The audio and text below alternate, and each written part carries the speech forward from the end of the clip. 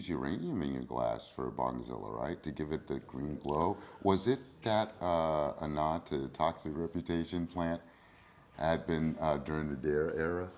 There's a lot of uranium glass out there, and Right. the technique came from when they were storing nuclear waste. They would put the nuclear waste and they would case it in hot glass. It would cool down and become a rock, basically. And they found that it had some green qualities, and so at this point we have uranium glass.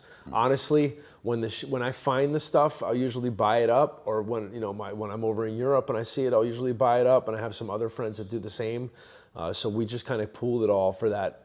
We did that 25-foot bong out of the uranium glass, and it just gave it an otherworldly element. When you shine a black light on it, it really bangs. You're out at the rave or whatever at the after hours, and you start showing the black light on it, and all the ecstasy people come up to you. They want to buy that thing. So this is like just giant, magnification of that kind of well, bling feature. You've launched Jerome Bakery in New York now. Being a Bronx native myself, I've asked, how is the New York energy influencing this new chapter of your design? So for me, there's obvious different cultural differences within cannabis, from East Coast, West Coast, down South, North, Canada. Everybody's got their own vibe.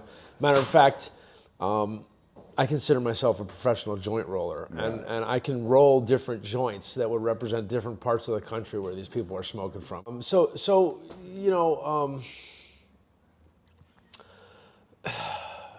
I think that by understanding that nature of the different parts of the culture that are going on, and having spent a lot of time in New York.